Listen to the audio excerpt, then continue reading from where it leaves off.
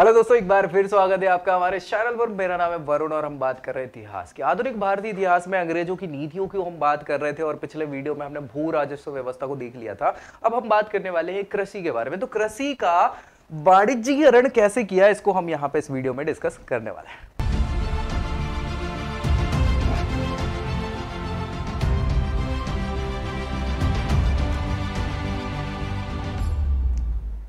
तो चलो स्टार्ट कर लेते हैं भैया। भारत में जो ब्रिटिश आर्थिक नीतियां हम डिस्कस कर रहे हैं उनके अंतर्गत कृषि का वाणिज्यीकरण। वाणिज्यीकरण का मतलब यह है कि यहां पे इसको व्यापार के रूप में, वाणिज्य के रूप में कृषि का यूज होने लगा। मतलब अब खेती जो है, अभी तक जो हम क्या कर रहे थे, जीविका निर्वाह वाली खेती कर रहे थे, खाने पीने की वस्तुओं को ही यूज कर रहे थे, चाहे चावल हो, चाहे गेहूं, ऐसी चीजें हम उगा रहे थे जो क्या हो, हमारे खाने में, हमारे उपयोग में आए। अब हमने खेती में हमने मतलब अंग्रेजों ने खेती में कौन सी व्यवस्था चालू करी? वाणिज्यिक खेती की चालू कर दी व्यवस्था। वाणिज्यिक खेती का मतलब ऐसी फसलों का उत्पादन करना जिसको हम बेच सकें, जिनका प्रयोग किसी दूसरी चीज के लिए किया जा सकता है। तो ऐसी वाणिज्यीकरण, ये कृषि में वाणिज्यीकरण कहलाता है। समझ पा रहे हैं ना? चलिए देख लेते हैं क्या कहना चाह रहे हैं। अंग्रेजों की कृषि नीति का ये अंग है। इसमें परंपरागत जो फसलें हो रही थी, जिनको हम जीविका निर्वाह की फसलें कह रहे थे, सो उन परंपरागत फसलों के जगह पे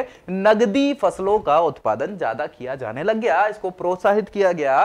बाजार के लिए फसलों का उत्पादन करना कृषि का व्यवसायीकरण ही कहलाता है। समझ गए ना?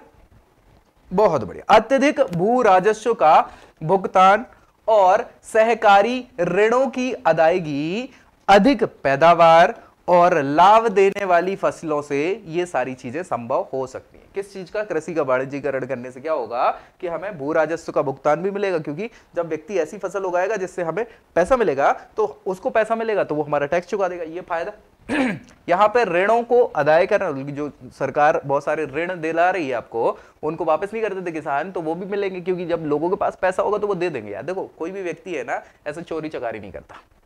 अगर पैसा है तो वो दे देता। कोई भी व्यक्ति हो, अगर उसने अपने पैसे लिए हुए हैं तो वो बाकायदा चुकाता है। बस कंडीशन ये है कि होना चाहिए, नहीं होगा तो वो टाला मटोली करेगा। समझ रहे? तो यही होगा कि जब इनके पास ऐसी फसलें ये उगाएंगे जिससे इन्हें पैसा मिलेगा, तो ये क्या है, कर्ज भी चुका देंगे और क्या करेंगे, हमें भू राजस्व भी, मतलब टैक्स भी दे देंगे। तो ये अच्छा होगा। और भैया इससे अधिक फसलों की पैदावार करोगे और लाभ देने वाली फसलें इसी प्रकार की हो सकती है। तो वही सारी चीजें हैं। व्यावसायिक खेती की इन्होंने कृषि की शुरुआत कर दी। कहां से करवाई? बंगाल में। कहां करी? बंगाल में। पूछ लिया जाता है कि बंगाल मतलब कहां से व्यावसायिक खेती की शुरुआत की गई। प्रारंभ में पोस्त, नील, जूट, ये फसलें जो हैं इसको सबसे महत्वपूर्ण फसलें माना गया, जिनको कौन सी फसलें कह रहे हैं? नगदी फसलें कह रहे हैं। बाद में और भी सारी चीजें आने लगी, जिसमें चाय महत्वपूर्ण फसल हो गई, है ना। सो ऐसी फसलें करी। हेस्टिंग्स का नाम सुना होगा, वॉरेन हेस्टिंग्स। ये प्रमुख व्यक्ति विशेष हैं, क्योंकि इनको गवर्नर जनरल बंगाल का बना दिया गया था। भारत का गवर्नर जनरल भी कहते हैं। 1773 में पहली बार इन्होंने अफीम की खेती, अफीम समझ रहे हैं ना भैया, ड्रग्स कहलाता है। हालांकि ये इसको हम प्रॉपर ड्रग्स नहीं कहते हैं, ये प्रशांतक कहलाता है, जो क्या है, दिमाग को ठंडक पैदा करता है, ठंडक। तो अफीम की खेती को कंपनी का एकाधिकार मिल गया था अफीम की खेती करने के लिए, है ना। तो अफीम को ये क्या करते थे, उगाते थे और इसको भेज कहां देते थे? चीन में इसको पहुंचा देते थे निर्यात करने के लिए। तो ओपियम वॉर भी हुआ है भैया, अफीम के लिए लड़ाइयां हुई हैं बहुत, हम डिस्कस करेंगे कभी आगे, ठीक है। सो चाय की खेती पर इन्होंने, और ब्रिटिशर्स ने चाय की खेती पर भी बल दिया। और क्या हुआ, क्योंकि देखो यार, अंग्रेज लोग चाय ज्यादा पीते थे। भारत में चाय नहीं चलती थी पहले, तो दूध चलता था, मक्खन अक्खन छाछ चलती थी सुबह से उठ के। अब आजकल हमें बिना चाय के नींद नहीं खुलती। खुलती है क्या? नहीं खुलती। सो ये अंग्रेजों का ही ये माहौल है पूरा। तो इन्होंने चाय की खेती पे भी थोड़ा सा बढ़ा दिया, फोकस बढ़ा दिया, और अपनी निर्भरता को ये कम करना यहाँ पे चाह रहे थे। 1833 में क्या हुआ, अंग्रेजों को यह अनुमति मिल गई कि वे भारत में अपनी भूमि खरीद सकते हैं और उस भूमि पर क्या करेंगे भैया, अपने बागान लगा सकते हैं। तो बागान से क्या हुआ, अलग अलग बागान लग गए, चाय के बागान हो गए, है ना, और अफीम के भी हो गए, सारी चीजों के हो गए। बहुत सारी ऐसी फसलें भी उगाई जिनके बागान की जरूरत। तो पहला चाय बागान जो है वो कब खुला? असम में खुला 1835 में, ठीक है, ये पूछ लिया जा सकता है। और भारत में जो उत्पादित चाय थी उसको बेच दिया गया कहां? 1838 में लंदन में बेचा गया। लंदन वालों को तो मजा आ गया, चाय पी के आया है, ये तो मतलब कुछ इसमें तूफानी है। पता नहीं क्या ही है। तो और इसको बढ़ावा मिल गया, असम चाय कंपनी की स्थापना कर दी गई। कहां पे? असम में ही करेंगे ना भाई। 1838 में इसकी स्थापना करी गई और चाय बागानों में क्या करी गई? ब्रिटिशर्स ने बहुत पूंजी लगाई। अभी मैं बता दूं आपको, भारत में जितने भी चाय बागान है असम के आसपास वाले, उनकी स्थिति बहुत खराब चल रही है। क्यों चल रही है खराब? क्योंकि इसमें भाई पूंजी अलग लगती है और बहुत ही वर्कर जो होता है ना, जो श्रम होता है ना, वो सस्ते के साथ साथ सुंदर और टिकाऊ वर्कर भी लगता है ना। सो वो भारत में थोड़ी सी अभी जटिल अवस्था में है चाय बागान, इसलिए आप देख रहे होंगे चाय की प्राइसेस बढ़ती चली जा रही। चाय मतलब वो वाली नहीं, चाय की पत्ती वाली, है ना। चले इसमें पूंजी लगा दी किसने? अंग्रेजों ने। बंधुआ मजदूरों को यहाँ पे लगाएगा। बंधुआ मतलब आप यहीं रहोगे और कहीं नहीं जाओगे, आपको यहीं सारा काम करना पड़ेगा। तो इससे क्या है कि कुछ लोग बाग भी परेशान हुए, मजदूरी में बंधुआ मजदूर भी परेशान होना चालू हुआ। 1830 के बाद एक नई फसल जिसको गन्ना बोल रहे हैं, तो गन्ना उत्पादन को भी प्रोत्साहित किया गया, ताकि अभी तक हम गुड़ खाते थे।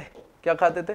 गुड़ खाते थे ना, गुड़, गन्ना से गुड़ बनता था। नहीं, इनने क्या करा? गुड़ से हटा के इनने शक्कर बनवा दी।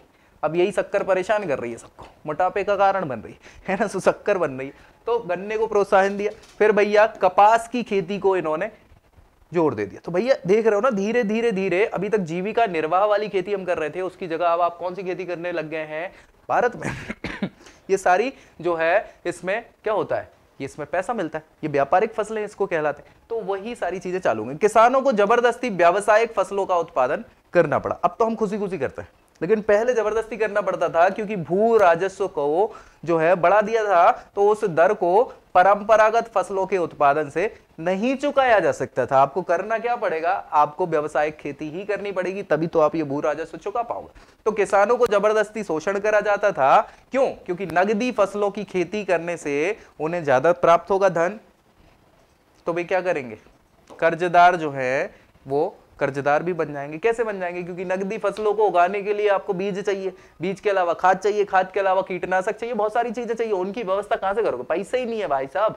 पैसे नहीं है तो पैसे लोगे उधार। किससे लोगे? जमींदारों से लोगे। जमींदार आपसे वो ऐसे ऐसे लेते थे कि बंधुआ मजदूरी चालू कर देते थे ना। सूद तो ठीक है, ब्याज तो आप चुका ही नहीं पाते थे कभी। तो ये कर्जदारी भी बढ़ती चली गई इनके समय में। तो अंग्रेजों ने क्या किया? उन किसानों का बहुत ज्यादा शोषण कर दिया, तो शोषण बढ़ता चला गया, है ना। तो वही हुआ। चलिए ठीक है, आगे बढ़ते हैं। नगदी फसल की खेती से खाद्यान्न जो है, खाद्य वाली फसलें जो हैं, इनमें कौन सी? विशेषकर मोटे अनाज। मोटे अनाज को बहुत ज्यादा क्या है? धक्का लगा। आज के समय में हम मोटे अनाज नहीं खाते। खाने में हम ज्यादा से ज्यादा या तो गेहूं का प्रयोग करते हैं या चावल का प्रयोग करते हैं, मोटे अनाजों का प्रयोग नहीं करते। आप कहोगे मोटे अनाज क्या है, तो आपने नाम सुना होगा, रागी का नाम सुना होगा, ज्वार का नाम सुना होगा, बाजरा का सुना होगा। भाई बाजरा का तो सुना ही होगा ना, बाजरे दा सिट्टा, गाना तो सुना ही है ना। तो ये बाजरा, ज्वार, रागी, ये मोटे अनाज है। इनमें बहुत ज्यादा क्या होता है? न्यूट्रिशन, बहुत ज्यादा मात्रा पोषक तत्वों की प्राप्ति होती है। तो पहले हर घर में आपने सुना होगा कि बाजरे की रोटी बन रही, ज्वार की, बहुत सारी चीजों को मिला गया। अच्छा, इससे फायदा क्या होता था कि ये हम भी खा लेते थे और जानवरों को भी चारे के रूप में ये खिला देते थे, तो दोनों का काम हो जाता था। हालांकि पोषक तत्व अच्छे होते थे। अब इससे मोटे अनाज भारत में बहुत कम बच गए।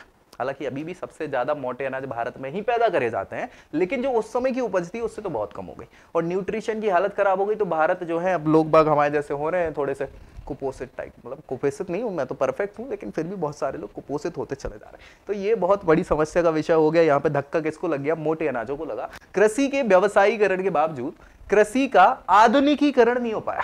आधुनिकीकरण का क्या मतलब है कि भाई परंपरागत हम खेती नहीं कर रहे हैं, लेकिन परंपरागत जो हमारे पास व्यवस्थाएं हैं, चाहे वो हल हो या फिर जो खाद की व्यवस्था हो, पानी के सिंचाई के साधन हो, तो इनका आधुनिकीकरण नहीं हुआ। वही पुराने साधनों से ही हम सारी प्रकार की खेती कर रहे हैं। तो उसमें क्या है कि मेहनत ज्यादा लग गई और प्रोडक्शन कम हुआ और सारी चीजें हुई, तो खेती में भी बहुत ज्यादा फायदा नहीं हुआ। दूसरी चीज क्या? बिचौलियों को ज्यादा फायदा इसमें मिल गया। क्यों? क्योंकि उनको ना कुछ निकालना है।